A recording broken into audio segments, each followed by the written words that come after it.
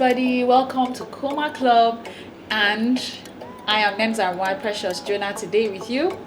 You know, this is our family month, and for today we're actually talking about parenting African style.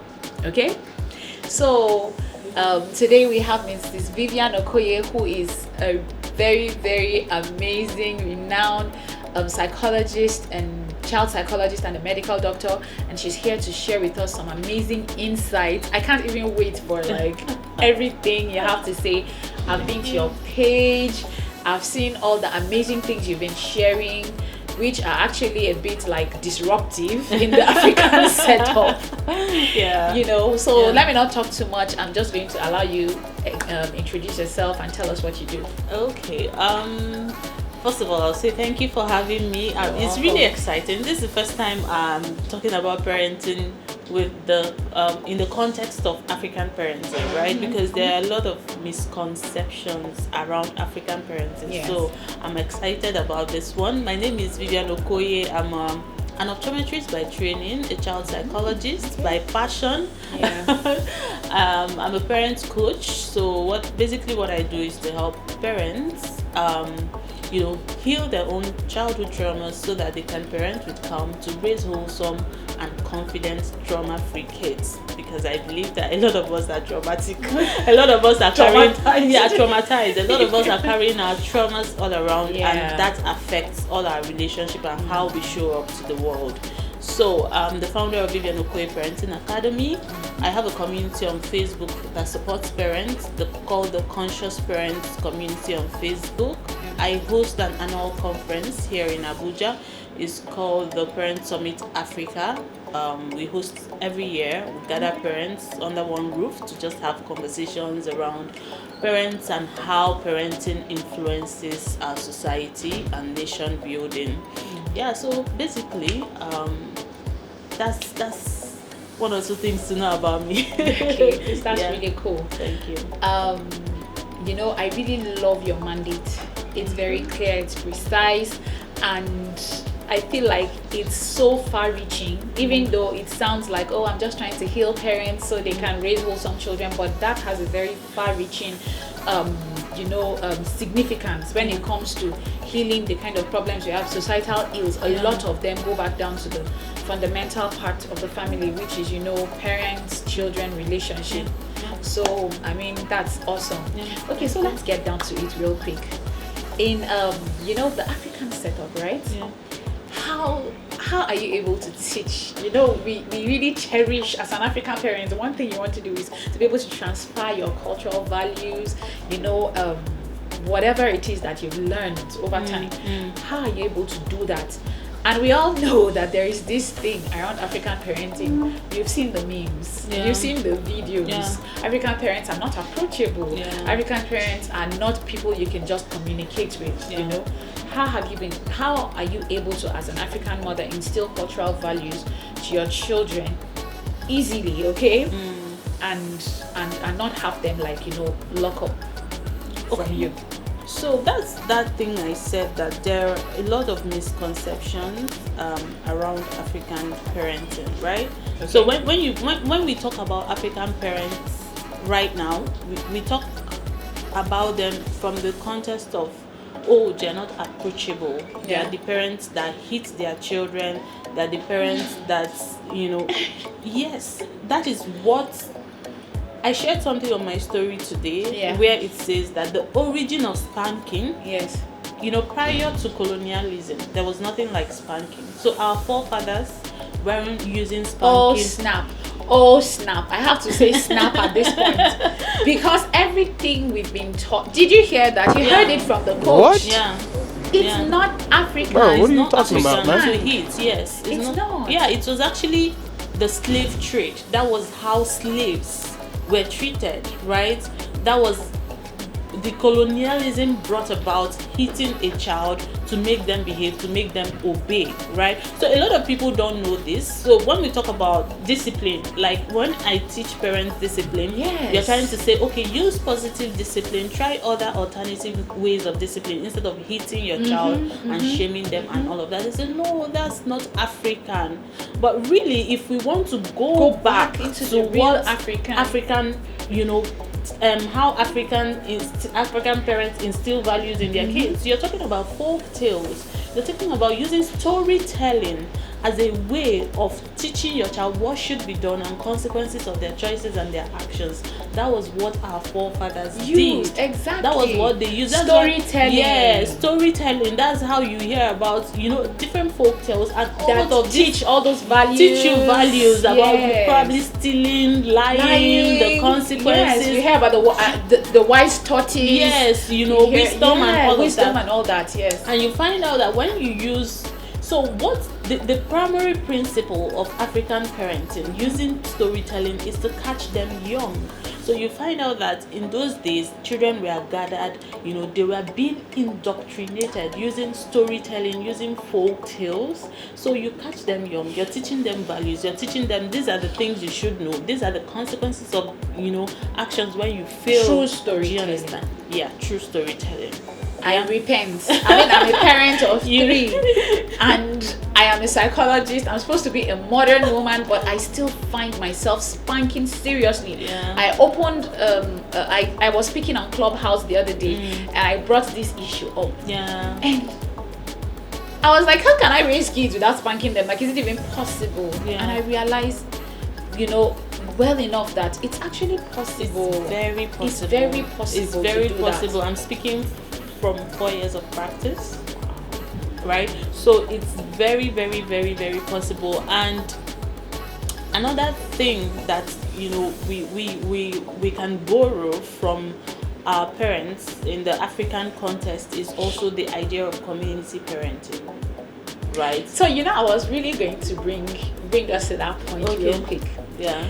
I wanted to ask you, what are the peculiarities of raising a child in Africa? When you just brought up this communal raising of the child, picking no be one person own, the whole village takes a village to raise a child. Yeah. So I believe that's one of the peculiarities, right? Yes. So just throw some light on that and mention any other peculiarities. So as much as yes, most of us feel that there's really nothing to learn from our parents, because when we talk about African parents, the way that we have painted them or perceived them, or we have been groomed or conditioned to perceive them, it looks like there's nothing to learn from them. We have to totally change from how they parented us to how we want to parent our children now.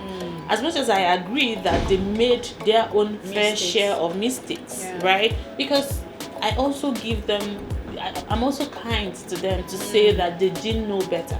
Right. So they couldn't have done better. They did the best they could with what they knew, right? So, but there are things that we can also borrow from them, which is what I was talking about, the idea of communal parenting, where the child belongs to everyone, right? The child isn't just because it's not just your child. You're actually grooming the child for the society.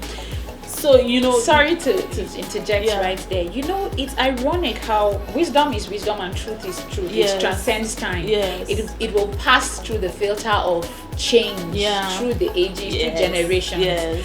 And there is this thing in Hausa that they say, that kekia ronka dunia te sushi, kesoya ronka dunia te chishi, which means you should love your child and have society hate him later, or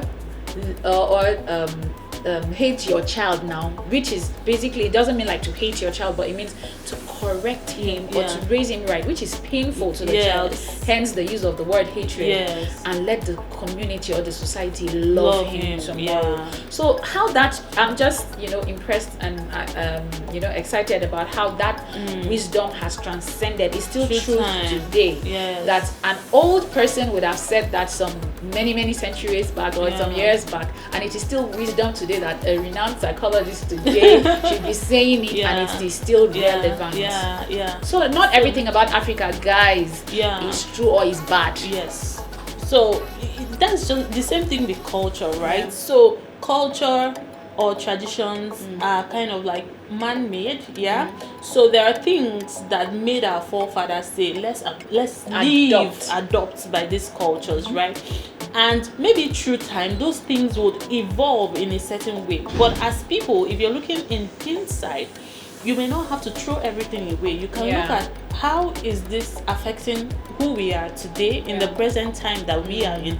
What can we adopt and apply to our current situation, right? So that idea of community parenting where the child belongs to everyone.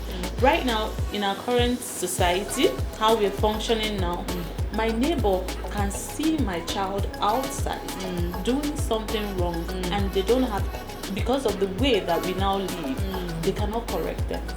Do you understand? That's true. And that gives living in a mind your business kind of generation. And that actually makes your children very vulnerable. Too vulnerable. When we were growing up, you were scared. You can't do certain things around your neighborhood because it's not, you're not just scared of your parents. Do you understand? You're scared of aunties, uncles, neighbors. Anybody can pick any elderly person, anything, and then it gets to your parents. They can even reprimand you without your parents' permission. Do you understand? And that put a kind of check on your attitude and how you carried yourself and the things how you behave outside and because all of that. It wasn't just about the house you stay in. It was about, if I step out, the community is also an extension of my parents' desires and what they want for me. So, but because I feel like a breakdown of the communal living that we have is also resulting in a breakdown of our value system. Of course, yes. So we are now moving into this individualism we are adopting from the West. And because of that, it's breaking down those systems. I agree. I totally agree with you. I totally agree with that. And bringing it down to values,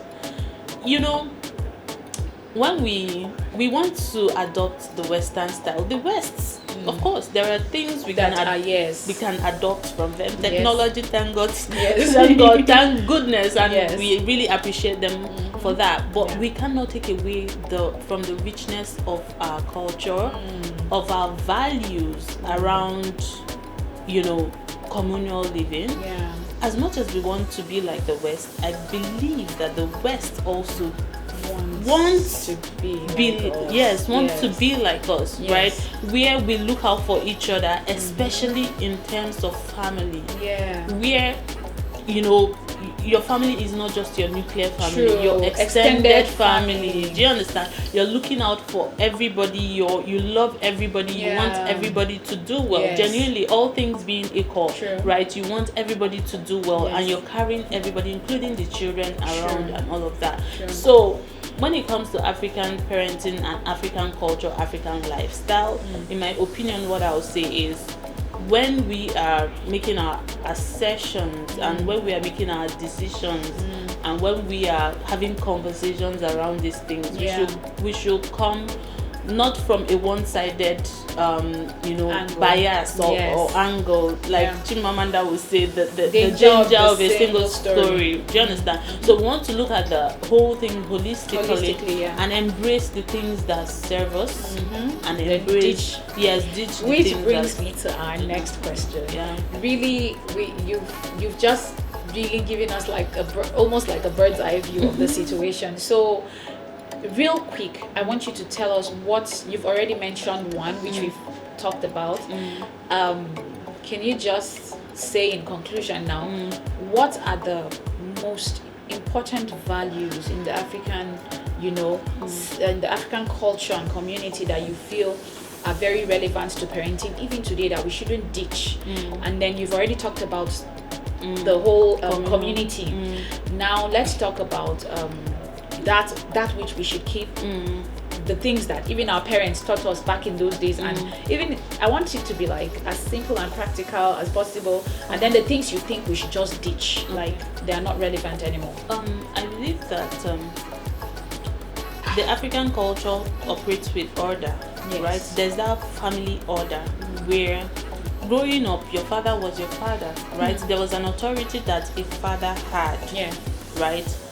And there was a place of a mother in nurturing, right? So there was an order that the African family system had, which is something I appreciate, right? Now, in this present time and age, in as much as years before would say our fathers were not emotionally available, but in their own absence, now I'm looking at it holistically, even in their absence, there was an authority that they had that made their word appear. Was do you understand? Like there's a structure. We all know the stories of when my dad sits, dust rises, everybody else moves. You know, so there was a structure there, even though they went to the extreme, right, with it. Like, but if we still impute that kind of structure, and then we build a relationship and make ourselves emotionally available for our children, I think that the structure is so beautiful. Instead of, I think that a lot of men in the present time are living their roles, right, as the head, as people who are supposed to be present and models for their families, as people who are supposed to establish certain boundaries for their families, as people who are supposed to show their sons what it means to be men, and people who are supposed to be model of what a man should be for especially their sons.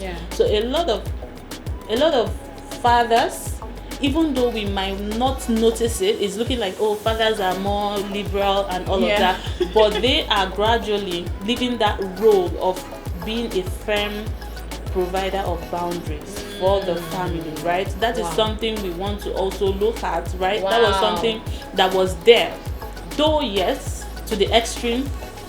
Can I just jump in real quick? Okay, of course. I agree with you about this thing you're talking about. I don't know at what point in society it became solely the responsibility of a woman to raise children. Yes, and I think that's the point you're making right now.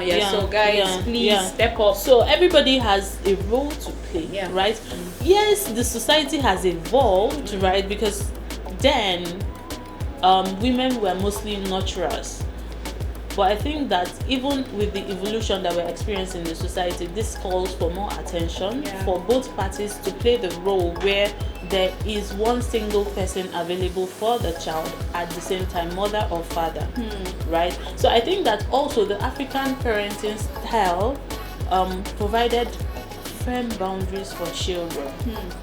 So now I agree with the firm boundaries, but I don't agree with how they were being enforced. Delivery was right. So there were things you couldn't do because family name. I come from this kind of family. I can't be seen doing this kind of things. Those are values and firm boundaries. You don't lie. There were integrity was intact. You greet. You're respectful. You were groomed to be respectful. Those were firm boundaries that they were inculcated in us. We were taught. You hear of parents who curse their children if you bring something stolen from outside. Do you understand? There were consequences, right? But these days it's not the you same. have to share with your siblings. There was a kind of like you have to love your siblings, right? They would use eating in the same plate to teach you that. So there were values that were driven. There were boundaries that were created.